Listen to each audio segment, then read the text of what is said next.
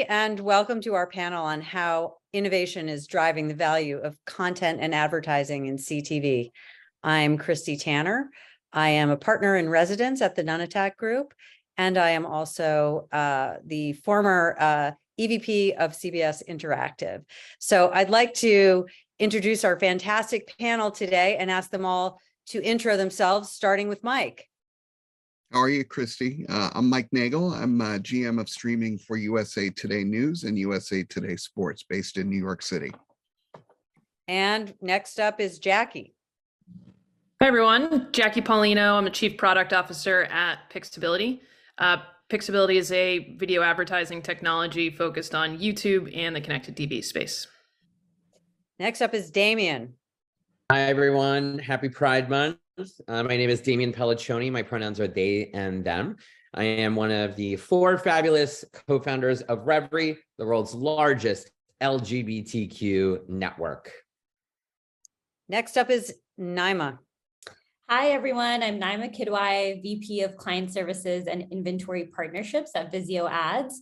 My core responsibility lies in steering the complete monetization process of our inventory, hand in hand with our national ad sales team. Wonderful, and thanks all. My pronouns are she, her. And I'd like to just kick it off with a description of what we're here to talk about today. First off, there really is an explosion of innovation in connected TV, streaming, et cetera. And we are looking at what is the near-term roadmap?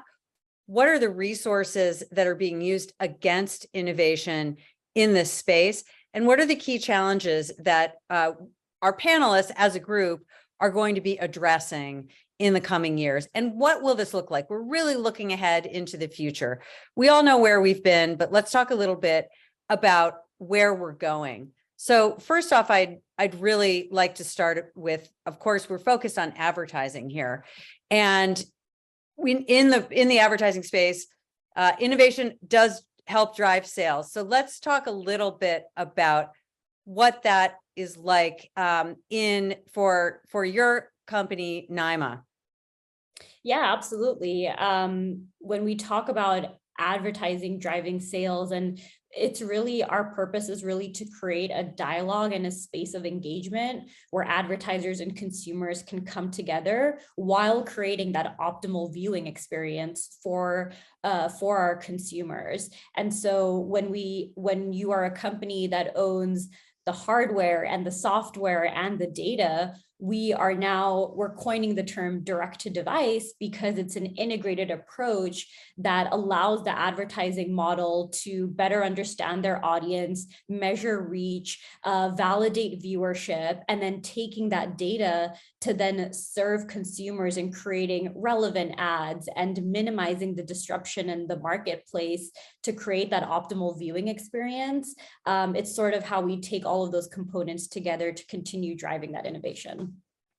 Excellent. And Naima, when you're talking about putting all those components together, I'd like to ask the same question of Damien, who's coming more from the content perspective. How do you take the technical innovation and the advertising innovation that's possible in connected TV and tie that to the content that you're creating?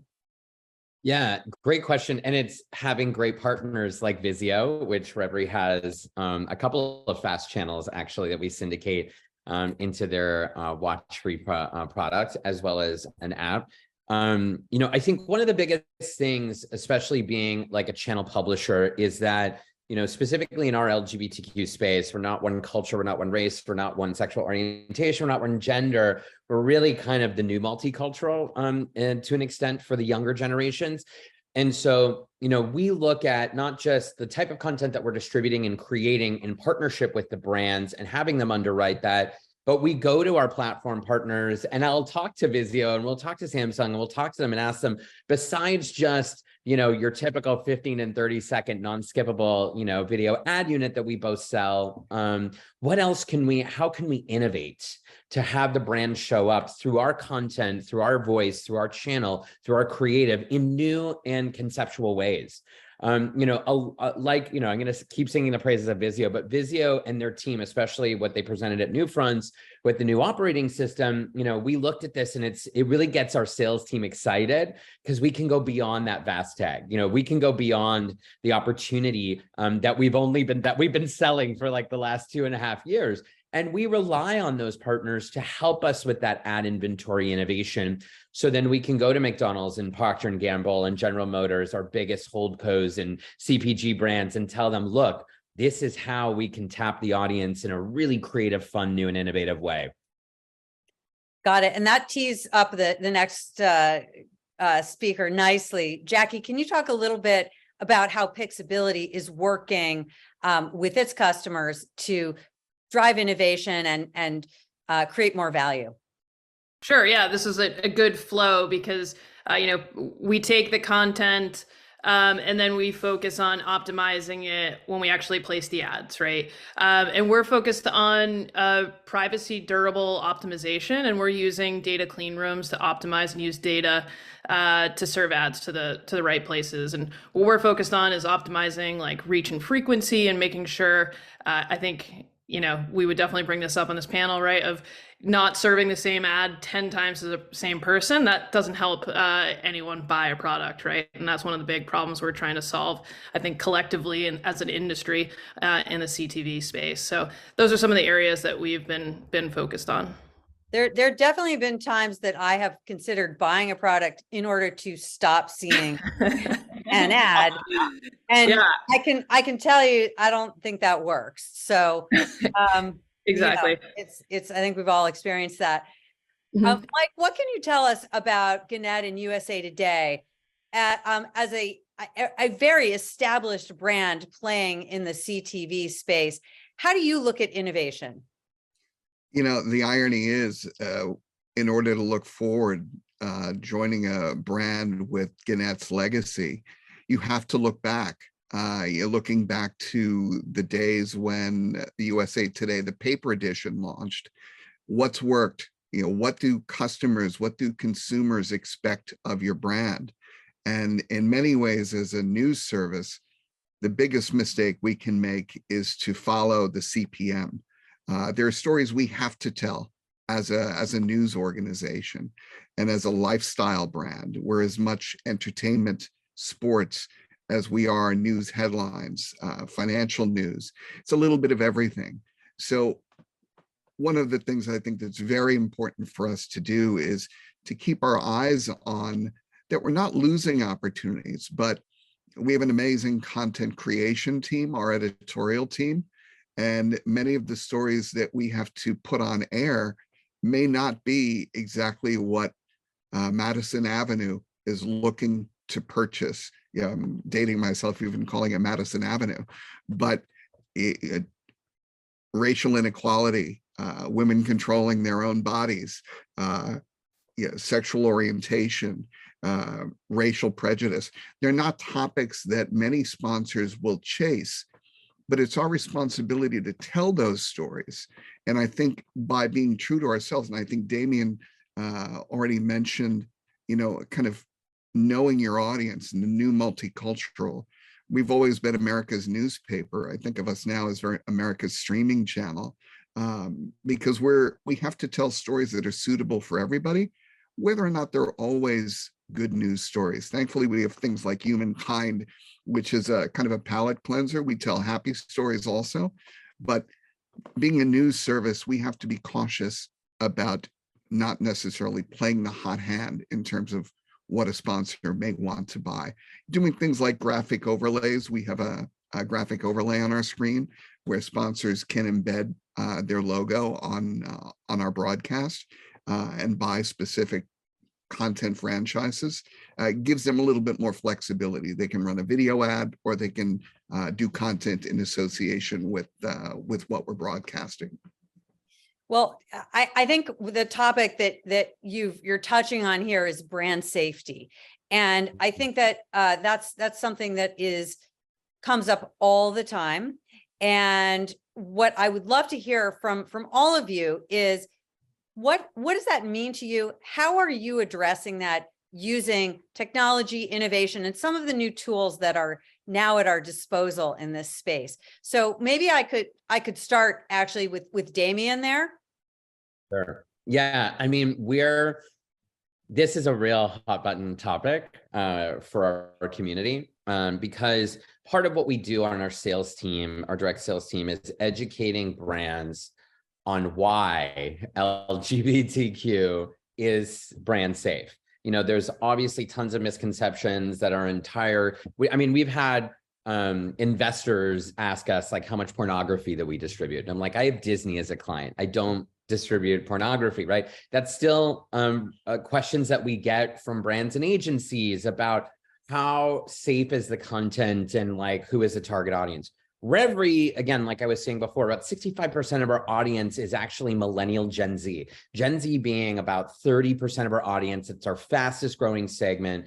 You know, and especially with everything going on right now, news-wise, between anti-drag and anti-trans legislation, you know, our content becomes more relevant, and a lot more folks, whether you're in our community or outside of our community, allies included, you know, are starting to really engage. And that puts a spotlight on us. You know, when we did our New Friends presentation, I know Michael was in the room, you know, our entire, 20 minutes was about how Reverie is brand safe, how we are showing the new multicultural, how we are showing you can really tap, segments of African-American, Hispanic, Asian, Pacific Islander, LGBTQ, and as a whole, through our content and our spotlights. And I'm really proud of that work because it, sometimes we have to really distill, who we are and what we do, for folks to really understand us in the broader buying community, media buying community. But we still fight stigma. We fight stigma at all levels of that IO process and even in the programmatic process. But we're not giving up. We created this, company as a riot. Pride started as a riot in Stonewall in, 1969. And we're going to continue to fight to show that we are just as valuable, being the third largest economic purchasing power in the United States, spending $1.7 trillion a year in disposable income. That's what LGBTQ people spend in the US, and why this is a viable, good opportunity for brands to jump into, and how it is showing brand safety through our content. Got it. And wonderful. I know that I know that everybody watching this panel right now gets this issue and understands why in this day and age, we are still talking about this concept of brand safety. I think so many people outside of our industry would not even understand what we mean by the term brand safety, but their minds would be blown if they knew the types of discussions that are held every day, whether it's with news or a channel like Reverie, the types of questions that are asked about where is a good place for a brand to advertise would really probably blow the minds of most of our audience members. I know Mike deals with this in the news space, but maybe Jackie and Naima, you could talk about it from your perspective, coming from a less from the content place and more from the platform and technology space. And let's start with you, Naima.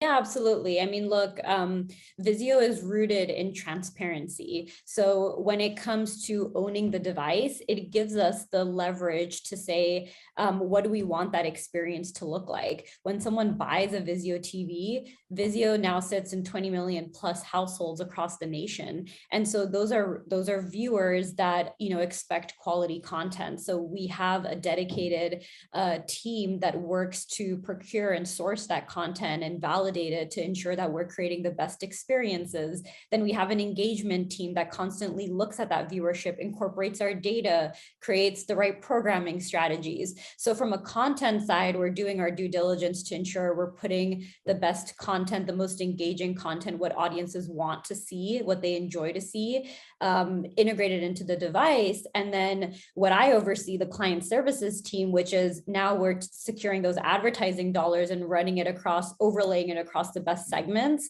So again, our data comes into play here where we want to create relevant ads for users. And so being able to own all those layers of the technology, whether it's managed service, and we have our ad operations team that work to integrate from our ad server layer all the way to the various brand safety vendors that we have. There are thorough checks in place that constantly happen. And then from a programmatic perspective, having really strong relationships with the SSPs and DSPs DSPs who validate our traffic for us, having third parties validate that for us sort of speaks to the collaboration we see in the ecosystem and that collective effort to always ensure brand safety stays top of mind. Jackie, from your perspective, as we're collecting first-party data and looking at new types of measurement and attribution techniques in this space, what's your point of view? Sure. Yeah. I mean, just to layer on to what Damien described earlier, even just kind of in a one-to-one discussion about what a brand wants to align their values, that's just sort of the top funnel hard part, right? Even if they want to be around a certain topic, the middle and bottom of that is kind of where Pixability comes in.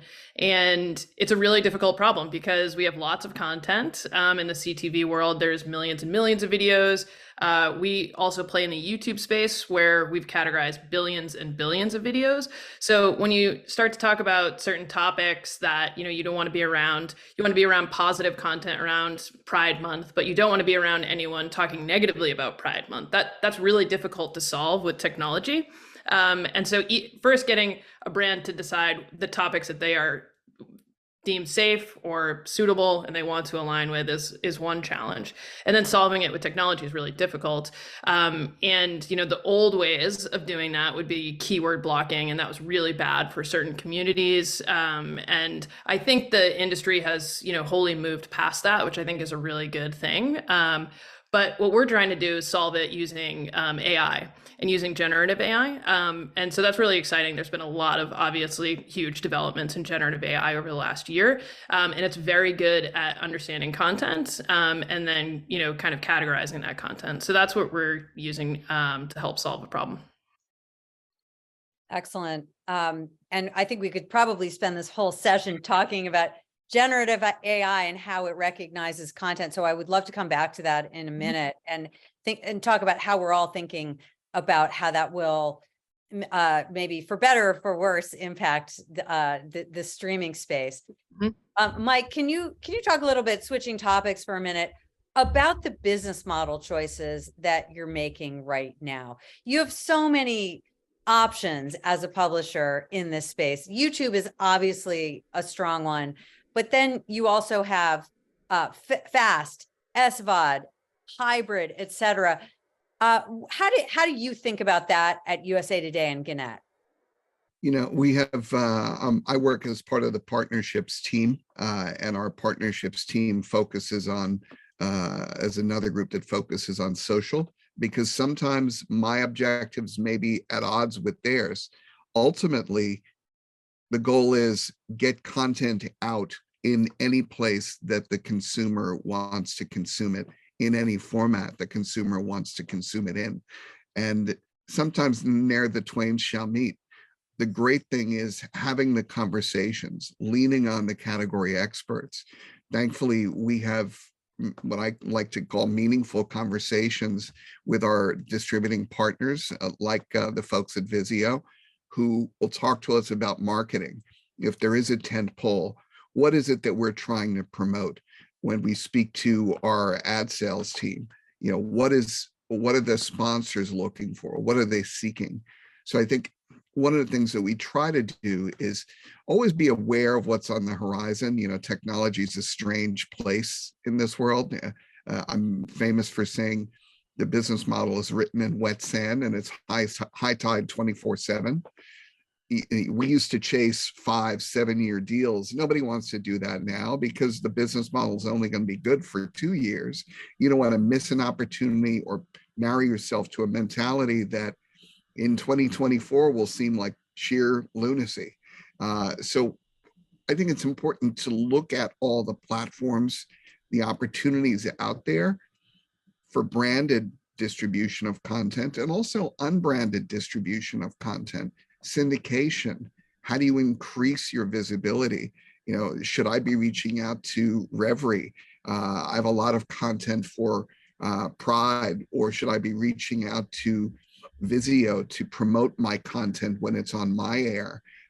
There's a lot of ways to build and leverage those partnerships where we can all collaboratively learn and grow. There's the 3 bravest words in the English language: I don't know. find an expert and ask, because the best thing that's going to happen is you're going to learn something new. So that raises a really good point, Mike, about how viewers discover content.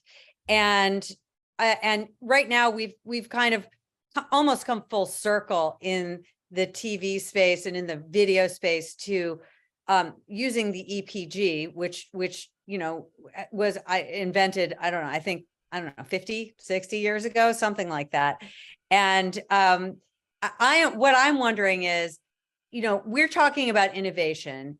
A big topic at the recent NewFronts was integrating into devices, software, ad tech, and data into the viewer experience running through the OEM.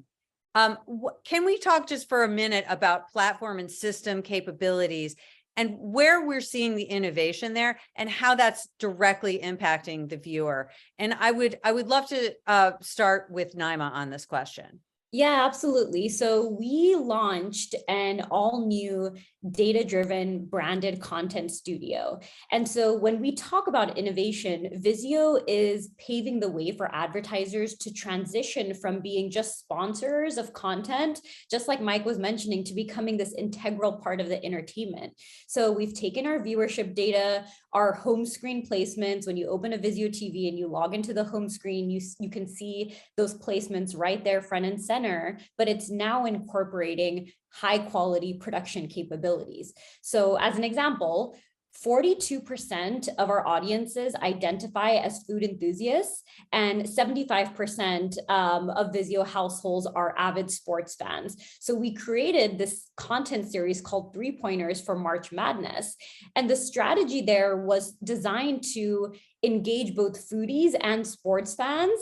And it explores like sports inspired recipes and drinks and entertainment tips. So while viewers are enjoying the content, we're seamlessly delivering this genuine messaging from our brand partner, which was BetMGM, through every episode. So it's this synergistic blend that allows us to deliver content that our viewers genuinely enjoy with a brand narrative subtly and effectively integrated into every episode. That's food and sports are categories that always lend themselves super well to branded content, integrations, et cetera, which tees up a super question for Damien next about how do you think about brand integrations there, and what kind of information do you receive from your audience and your viewers about the types of integrations they're most interested in or least interested in? You like literally read my mind because I wanted to piggyback kind of off of Naima's answer. Yes, I did read your mind. I forgot to mention at the beginning. This is great. I do that. Not like we planned any of these questions before. I'm totally joking. But look, here's the challenge, right? When you're not Vizio and you're a publisher or a network like USA or Revry, we're only as good as the data that our partner shares with us. Right. So, we do have great partners that share deep level data and audience viewing habits and behaviors and give us the understanding that like Vizio tends to like sports and food. So then we can program better for that platform and for the audience that adopts and uses and buys Vizio televisions. Not all of our partners do this though, right? So that is, I'm going to get controversial. This is a challenge. And a lot of it is because, from our understanding is the platform partners are afraid to release too much information because we're agnostic as a channel. We have to program for 35 different, OEMs and endpoints and manufacturers and devices that we distribute Revry to.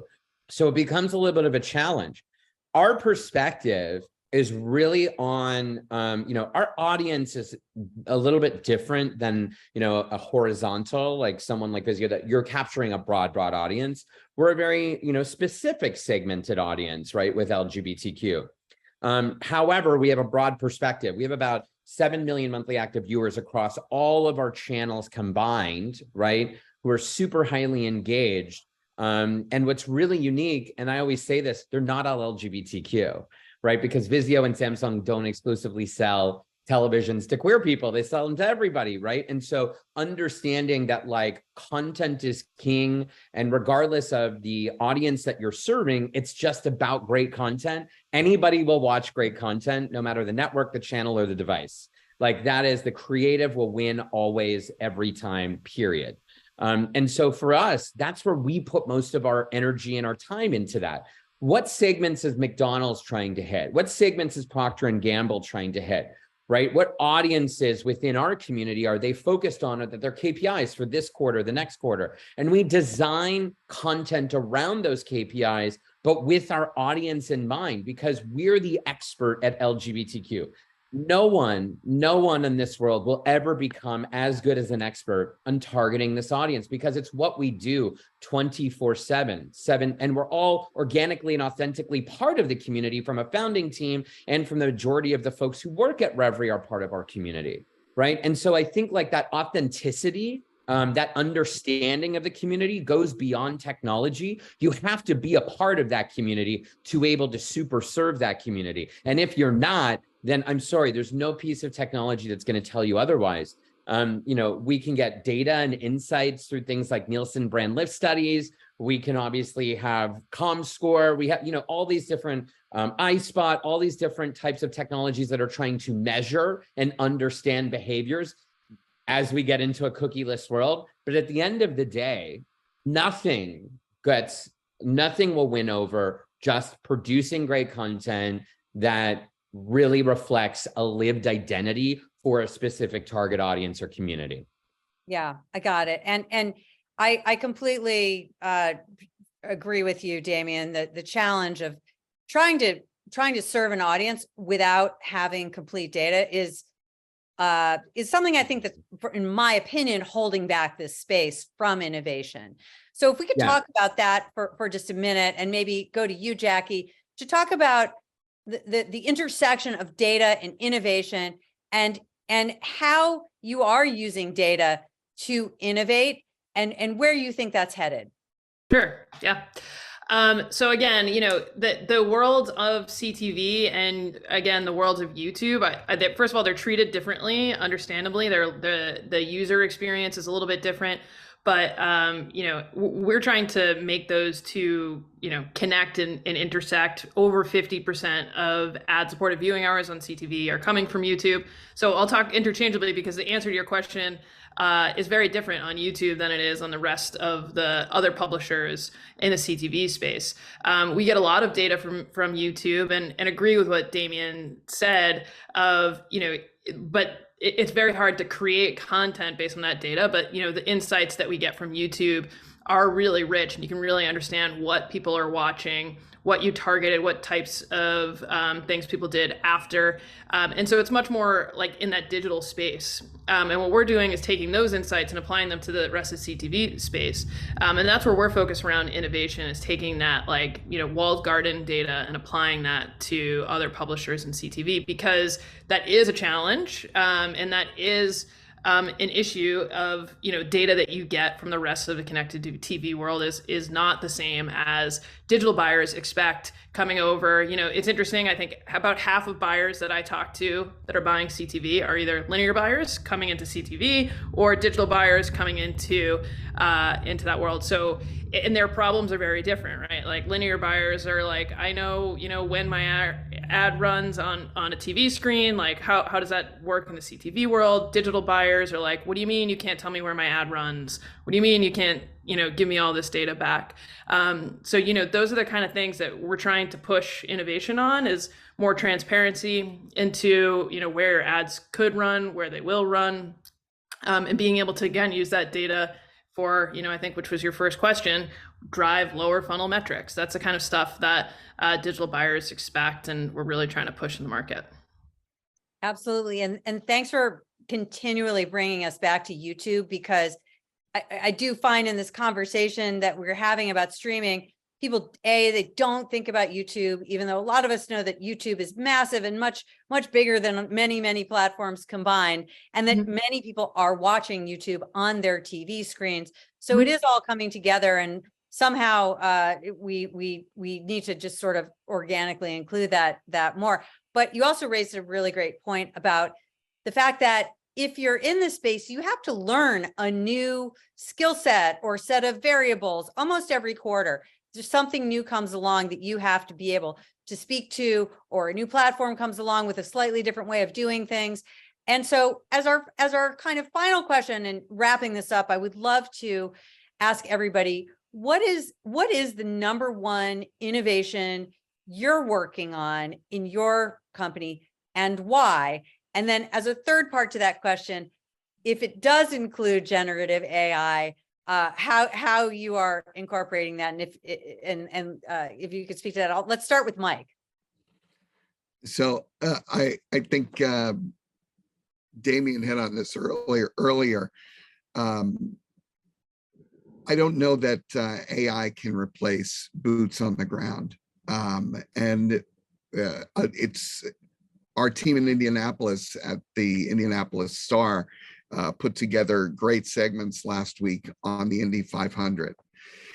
They were literally recording this adjacent to the pit where the cars were going round in circles at alarming speeds that I can only aspire to, being close to the Long Island Expressway.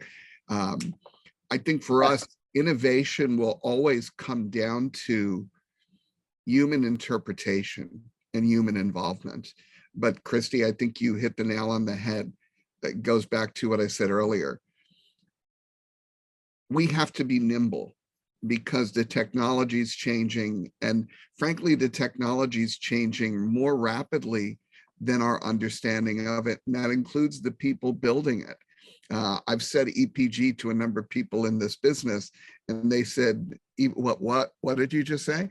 Because short form may be sexy and it may be compelling, but don't give me a 20-character show title for a 12-minute asset that when I go into an EPG, all I see is the first 3 characters of the show title.